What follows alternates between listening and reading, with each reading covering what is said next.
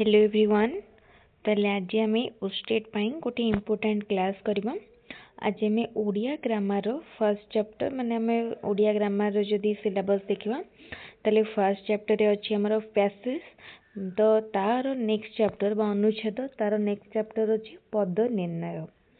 तो पद निर्णय चैप्टर आम देखा जो थी आम विशेष्य विशेषण अव्यय सर्वनाम क्रिया धातु सब उपरे पढ़िया। ताले ये जो चैप्टर टी आम डिटेल रे पूरा फर्स्ट तार कॉन्सेप्ट क्लियर होगा, कौन ग्रामर रही कॉन्सेप्ट बुझा, तापर क्वेश्चन आंसर को जीवा। ओके, ताले फर्स्ट देखिबा शब्द काहाकू कहती। शब्द काहाकू कहती ना एकाधिक अक्षर मिसी कौनसी अर्थ प्रकाश कले ताकू शब्द कहा जाए। एकाधिक अक्षर मिसुवे एवं कौन सी अर्थ जदि प्रकाश करुवे, जदि शब्द मिसेउथुबा हेले तार किसी अर्थ नथिबो ताको मध्य आमे कहि परिबानी कि शब्द कहि परिबानी। एकाधिक अक्षर मिसी जदि गोटे अर्थ बाहरुथिबो ताको जे आमे शब्द कहबा। उदाहरण दिया जायछि तापरे एक बा एकाधिक अक्षर मिसी कौनसी अर्थ प्रकाश करू नथिले ताको शब्द कहा जाए नहीं। तो यहाँ आमे देखिले शब्दटर दुईटी तत्व रही, गोटे अर्थ तत्व आ गोटे संबंध तत्व। शब्दर दुईटी तत्व। अर्थ शब्दर आत्मा, अर्थ होची शब्दर आत्मा, शब्दर आत्मा होची माने तार मीनिंग होची तार अर्थटा। आत्मा नथिले शरीरर अर्थ किछि नाही, सेहीपरि अर्थ प्रकाश करू नथिले अक्षर समूह शब्द पदवाच्य हुअंती नाही। तापरे पद काहाकू कहती। शब्द वाक्य रे व्यवहृत हेले जेतेबेले शब्द को आमे वाक्य रे यूज करती सेतेबेले ताकू कहा जाए पद कहा जाए। जेतेबेले शब्द वाक्य रे व्यवहृत हुए ताकू पद कहा जाए। ताले वाक्यर प्रत्येक अंश होची गोटिए गोटिए पद। वाक्यर प्रत्येक अंश होची गोटिए गोटिए पद। हिमालय भारतर उत्तर रे अछि। एथिरे केतोटी पद रहिला? प्रथमटी होची हिमालय, द्वितीयटी होची भारतर, तृतीयटी होची उत्तर रे, चतुर्थटी होची अछि। ताले एथिरे चारोटी पद रहिला। कौन कौन चारोटी पद? हिमालय, भारतर, उत्तर रे अछि। ओके, तापरे नेक्स्ट होची कैलाश सत्यार्थी नोबेल पुरस्कार पाइले। से भली भाव में एथिरे केतोटी पद अछि? ताले एमती आमे जेमती हिमालय देखिले सेमती एई वाक्यटी मध्ये ताको आमे पदरे भाग करि परिबा।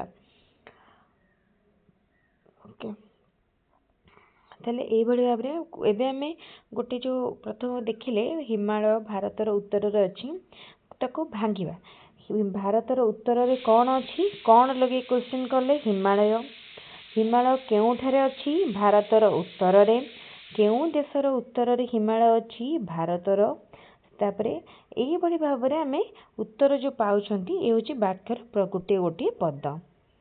तापरे एही जो संपर्क आमे देखुछंती एही संपर्क होची शब्दर संबंध तत्व गुण। वाक्यर प्रत्येक पद परस्पर संबंधित आउ एहाको कौन कहा जाए? वाक्यर बा शब्दर संबंध तत्व गुण कहा जाए। प्रत्येक पद भितरे जो संबंध थाए तेणु ताको कहा जाए संबंध तत्व गुण। पद केते प्रकारर? पद होची 5 प्रकारर। इम्पोर्टेंट एटा पद होची केते प्रकारर? 5 प्रकारर। कौन कौन? विशेष्य, विशेषण, सर्वनाम, अव्यय, क्रिया। प्रथमे देखिया विशेष्य। जेउ पद कौनसी नाम को प्रकाश करे ताकू विशेष्य कहती। बुझला? जदि कौनसी पद किसी नाम को बुझाए ताकू विशेष्य कहती। नाम माने से किसी व्यक्तिर नाम, जातिर नाम, वस्तुर नाम बा गुण बा क्रियार नाम को बुझाउथिबा। बुझला? तापरे विशेष्य पुणी केते प्रकार? 5 प्रकारर विशेष्य रही। पद 5 प्रकारर, पुणी पदर गोटे प्रकार होची विशेष्य, आ पुणी विशेष्य होची 5 प्रकार। व्यक्तिवाचक विशेष्य, जातिवाचक विशेष्य, वस्तुवाचक विशेष्य, गुणवाचक विशेष्य, क्रियावाचक विशेष्य।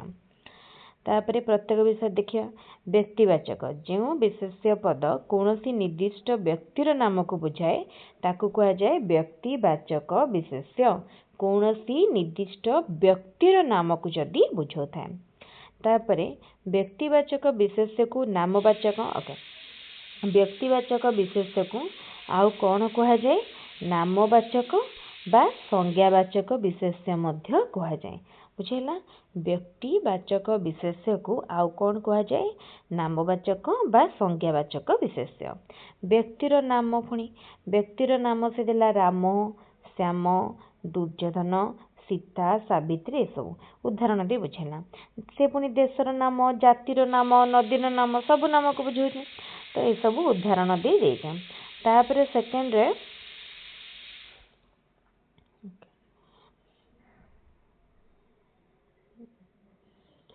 से बड़ी भाबरे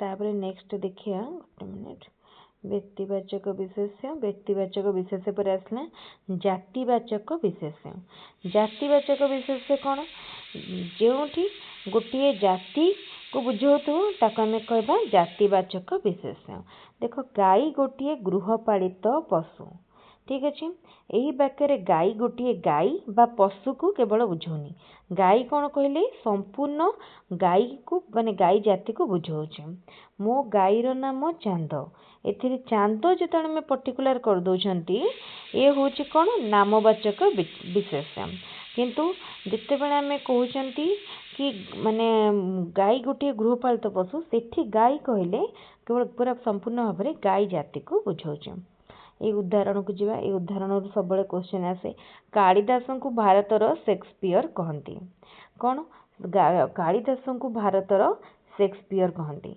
शेक्सपियर को इंग्लैंड रो कालिदास कहा जाए ताले शेक्सपियर को इंग्लैंड रो कालिदास कहा जाए समुद्रगुप्त को भारतर नेपोलियन कहती कावेरी को दक्षिण भारतर गंगा कहा जाए ताले एठी कालिदास को प्रथम लाइन देखो कालिदास को भारतर शेक्सपियर कहती ताले एठी कालिदास जितेबाला आम शेक्सपियर कहते एठी नॉर्मली से कौन बुझाऊँ गोटे जातिवाचक विशेष्य को बुझाऊँ किंतु प्रथम वाक्य कालिदास नामवाचक किंतु द्वितीय वाक्य देख द्वितीय वाक्य कालिदास गोटे जाति को बुझाऊँ ओके तापरे वस्तुवाचक विशेष्य पद क्या कहती जो पद गुड़िक कौन पदार्थ बा वस्तुर नाम को बुझाए सहज बाली माटी पत्थर सुना तंबा इत्यादि वस्तुवाचक विशेष्य से कहला कि सुना होची सुना तियारी हार ये सुनाटा हूँ वस्तुवाचक विशेष्य कि हार कहला जातिवाचक विशेष्य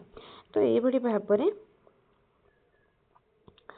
आम उदाहरण सब देखिले ये उदाहरण क्वेश्चन आसे तापरे गुणवाचक विशेष्य जो पदगुड़िक कौन गुण को बुझाऊ ताको आम कह गुणवाचक विशेष्य ताले साधुता नेतृत्व सौंदर्य ये सब विभिन्न प्रकार गुण रहा ये सब गोटे गोटे आम कह जो वाक्य गुण को देखा गुण माने एमती टर्म बा मन पिलाटी दयालु स्वभावर दयालु हूँ गुणवाचक विशेष्य तांकर स्वभाव बा सी भारी साधु स्वभावर तो ये साधुता हो माने साधु कहले आमर ये गुण को बुझाऊँ गुणवाचक विशेष्य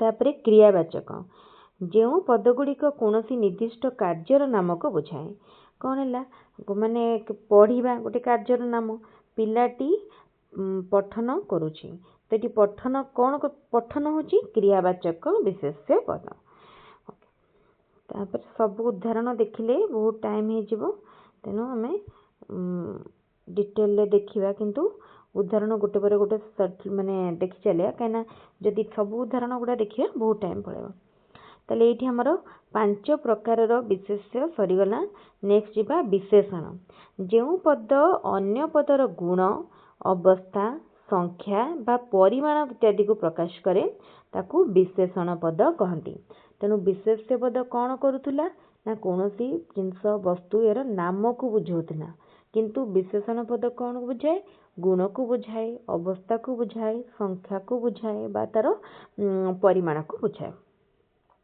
उदाहरण बुढ़ा लोकटी बाड़ी धरी चलुची गोलाप फूलटी देखा सुंदर एठी बुढ़ा लोकटीर अवस्था को बुझाऊँ फूलटी देखा सुंदर से सुंदरतार रूप को बुझाऊँ तार गुण को बुझाऊँ 9 जन संख्या को बुझाऊँ कोसे गले पोसे पाइब कोसे माने एठी गोटे परिमाण को संख्या को बुझाऊँ पोसे माने परिमाण को बुझाऊँ विशेषण केते प्रकार विशेषण से बड़ी विशेष्यर विशेषण सर्वनाम विशेषण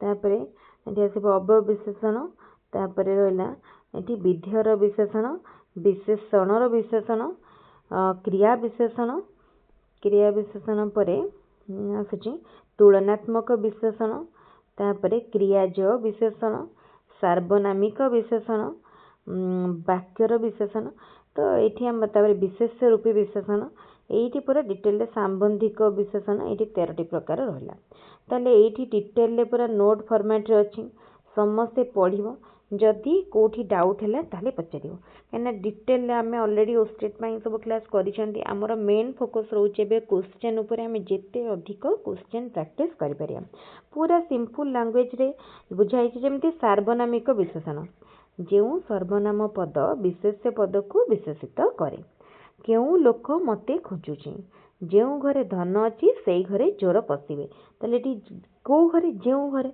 ये जो बुझाऊँ घर को ताले जो हूँ सार्वनामिक विशेषण तापर वाक्यर विशेषण जो विशेषण पद गोटे वाक्यर अर्थ को विशेषित करे अवश्य मते सेठाकू जीवाकू पड़िबो एटी मते सेठाकू जीवाकू पड़िबो एटी अवश्य से वाक्यटा को विशेषित करुचे अवश्य हूँ वाक्यर विशेषण ये भाव में सब प्रकार विशेषण डिटेल नोट्स वाइज लिखाई जापर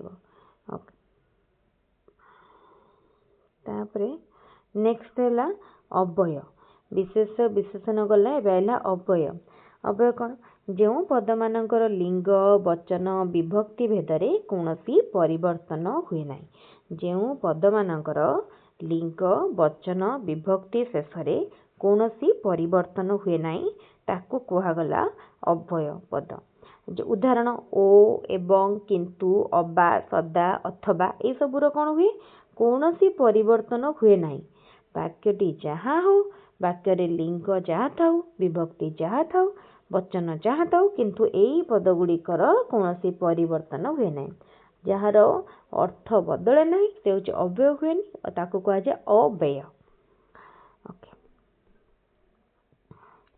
अव्यय मध्य केते प्रकार रही पदन्वयी अव्यय तापरे आसुची पदन्वयी अव्यय तापरे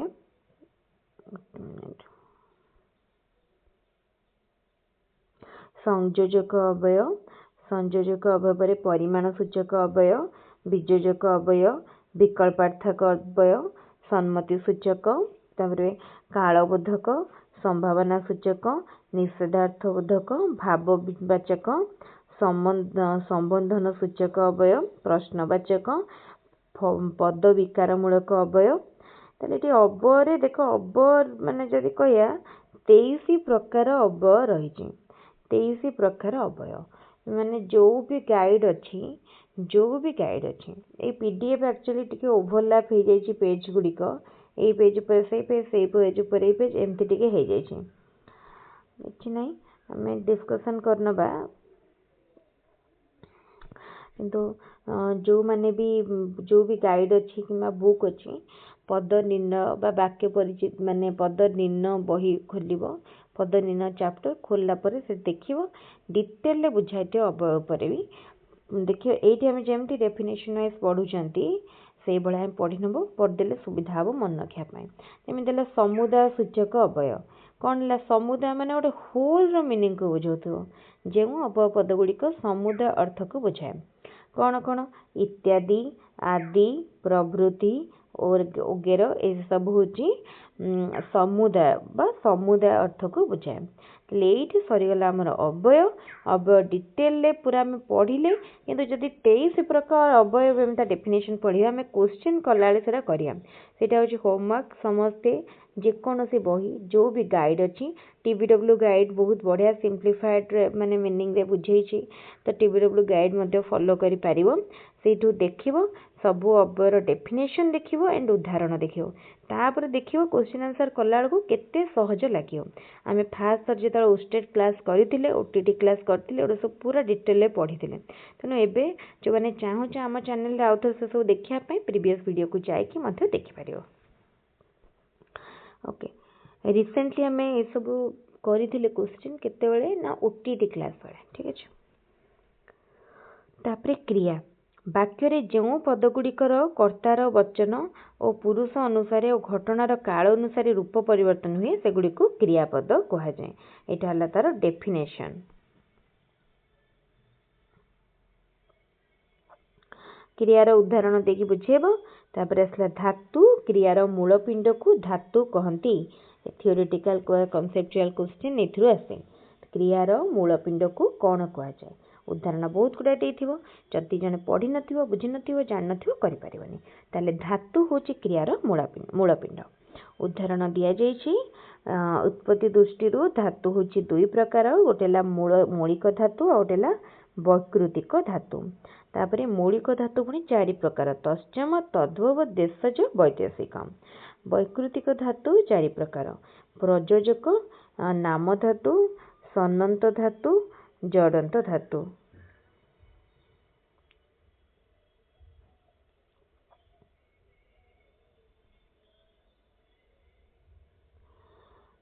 नाम धातु तापर आसला सन्नंत धातु ए सब रहिला धातु।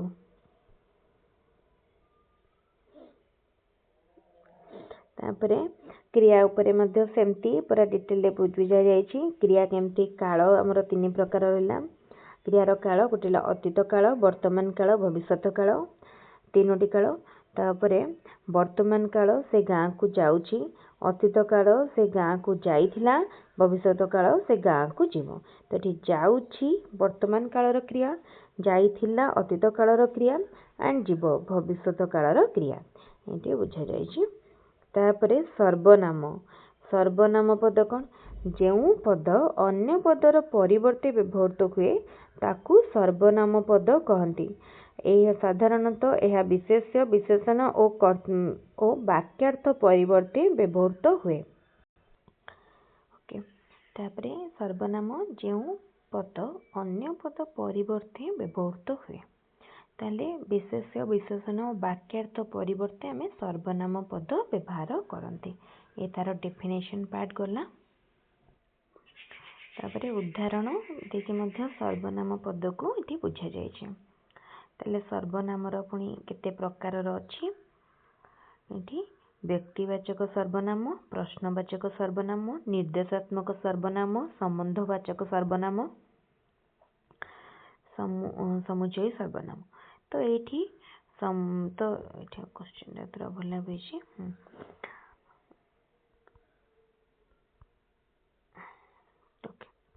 ताले एठी सर्वनाम पद एठी संबंध सूचक संबंधवाचक सर्वनाम ता एठी व्यक्तिवाचक सर्वनाम कौन है ना मु जेमती आमे व्यवहार करूछंती प्रथम पुरुष रे द्वितीय पुरुष रे तू तुम्हे तृतीय पुरुष रे से माने। प्रश्नवाचक सर्वनाम प्रश्न जो सर्वनाम पद प्रश्न पाई पचारिया पाई व्यवहार करा जाए किए कौन काहाकू ए सब। निर्देशात्मक माने आमे किछि निर्देश देवा पाई जोटा हरि जने सत्यवादी तांको पुओ ताहा नुह ताहा कौन सत्यवादी परिवर्ते लागिला ताहा सॉरी हरि जने सत्यवादी तांको पुओ ताहा नुह ताले एठी सत्यवादी पर आमे जो व्यवहार कले निर्देशात्मक तो ये कौन करूची माने तार मीनिंग बुझौची और ता परिवर्ते व्यवहार होइचे। तापरे संबंधवाचक सर्वनाम गोटे केतेक सर्वनाम वाक्य मध्य परस्पर को अपेक्षा करती